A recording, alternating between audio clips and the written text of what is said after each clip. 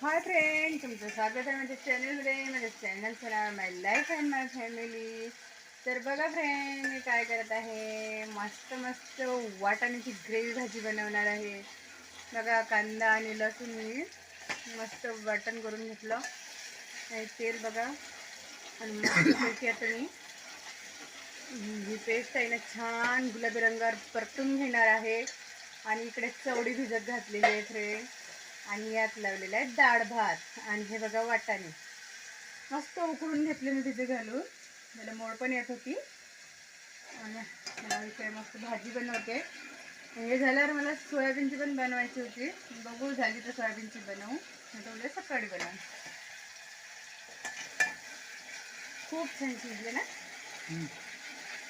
मस्तपैकी.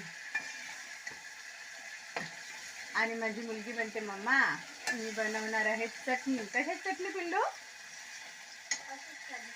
अशीच साधी कांद्याची बी बनवते. अहो, वाकडा नका धरू चांदू रे. हा, ते बघा किती सुंदर. तुम्हाला आवडते ना वाटाण्याची भाजी? हा ना, एक नंबर. एक नंबर. मला पण आवडते वाटाणे, आलू मटर. हा ना. आपण ते वाटाणे खायला नव्हते पाहिजे. सांग, रोज खाल्ले जेवणासोबत, संपून टाकले की काय तुम्ही खाल्ले खासाठीच असते काय ना. होते मग, भाजीला कमी राहिले ना अरे खासाठीच असते ते. हजबंडजी. तुम्हाला कळत नाही का? कळला. बरं, अजित दादा गेलेत आपले, तुम्हाला काय वाटतंय? वाईट झालं काय. खूप वाईट झालं ना. त्यांच्यासोबत असं नव्हतं व्हायला पाहिजे ना. कोणाच सोबत असं व्हायला नको. कोणासोबत असं होऊ नये. आणि त्यांच्यावर कसला बेकार दुःखाचा डोंगर हे झालाय फ्रेंड. काय आपण काहीच करू शकत नाही, आपल्या हातात काहीच नाही आहे फ्रेंड. मला तर ते सारखं दिवसभर व्हिडिओ बघून बघूनच असं वाईट वाटत जाय. दीदीला विचारा, मला रडच येतच आहे ना पिलू. आणि आपल्या अजित दादांना भावपूर्ण श्रद्धांजली वाहा त्यांना. अजित दादा ना भावपूर्ण श्रद्धांजली. फार दुःखद घटना घडलेली आहे. खूप दुःखाचा डोंगर पडलाय त्यांच्यावरच नाही तर आपल्यावर सुद्धा. कारण आपण पण त्यांची एक फॅमिलीच आहे का. किती करत होते ते महाराष्ट्रासाठी. खूप वाईट वाटतं, खूप वाईट. पण असं वाटलं पण नाही, असं हसता खेळता असं काही होईल म्हणून.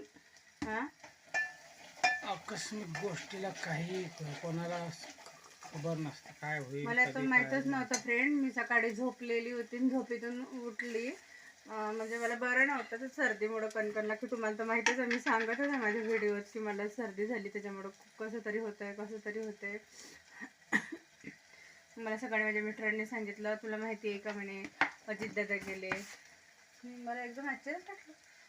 म्हटलं कसं काय मॅडम, मला कल्पनाच नव्हती ना त्या गोष्टीची.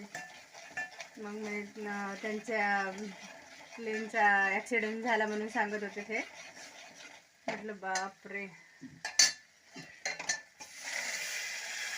म्हटलं खूप वाईट झालंय, असं व्हायला नाही पाहिजे.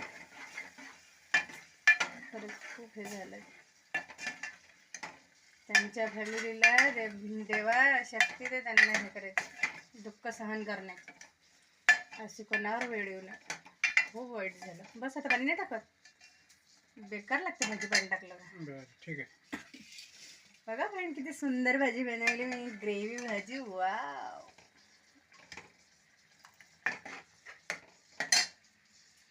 पिलू बघ, माझ्या मुलीला पण दाखवते. मस्त है ना, मला आवडते अशी ग्रेव्ही. अशीच आवडते माझ्या पिल्लूला, म्हणून ते तशीच बनवले. चला, मी तुम्हाला 2 मिनिटात भेटते फ्रेंड. सोयाबीनची पण जराशी सोय लावावी लागेल.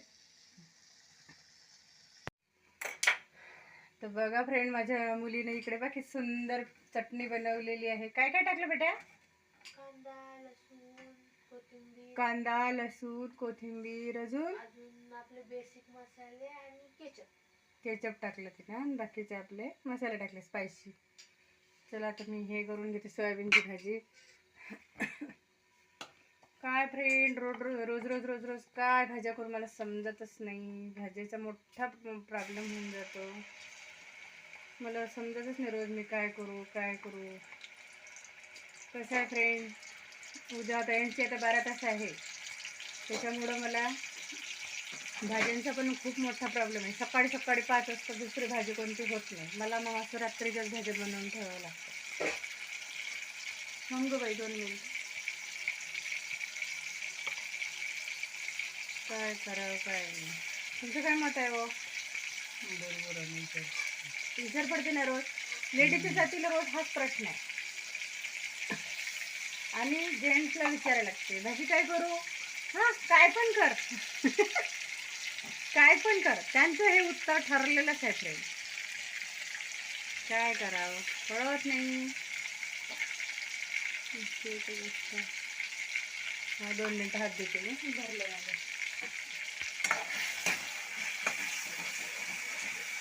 त्यात ग्रेव्ही भाजीचं असं आहे फ्रेंड, त्याला खूप टाईम लागतो परतवायला.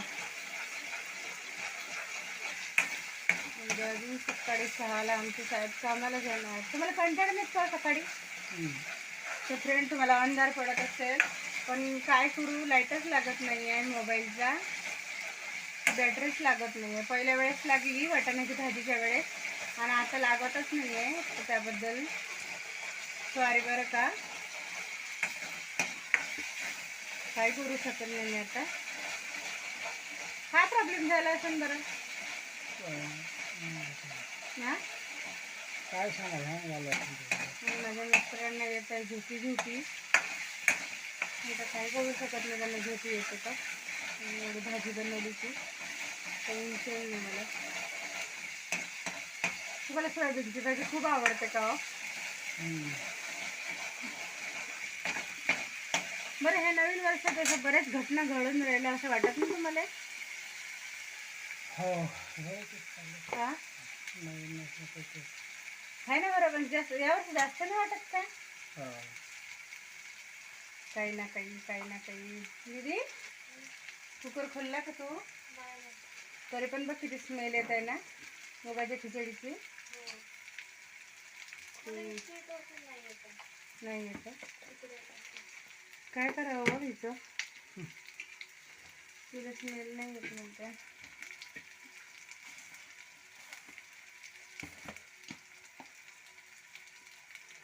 तुम्ही पण या फ्रेंड जेवायला.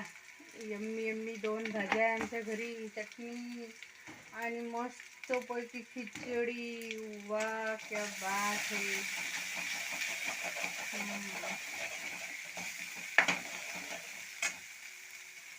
चला मी आता याच्यात सोयाबीन टाकून घेते.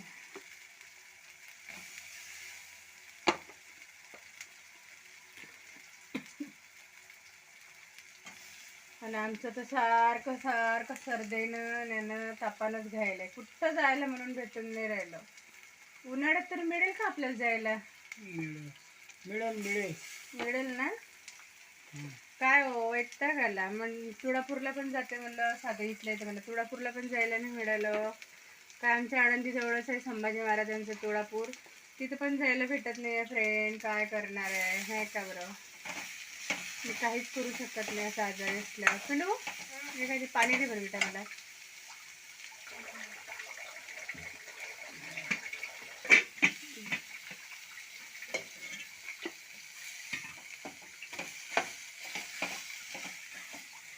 द्या ना लवकर.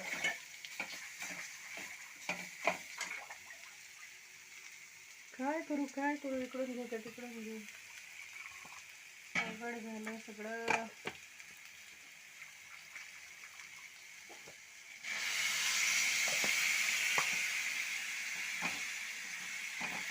सोयावडी बदली बाबा सोयावडी. सोयाबीनला पाणीच हे पाहिजे आहे ना, लगेच सोप करून घेते ना ते. बस आता टाकत नाही मला. चांगलं नाही लागत ते. पानचट भाजी लागते. मला नाही आवडत जास्त पाण्याची भाजी. जास्त पाण्याची भाजी पानचट बनते फ्रेंड. चला त्याला मस्तपैकी उकडी येऊ देते मी. मस्त मग मी जेवण करते. मला खूप भूक लागली मला. बघा फ्रेंड, सोयाबीनच्या वडीमध्ये पण कोथिंबीर टाकली आणि इकडे आपल्या वाटाण्याच्या भाजीत पण कोथिंबीर टाकली.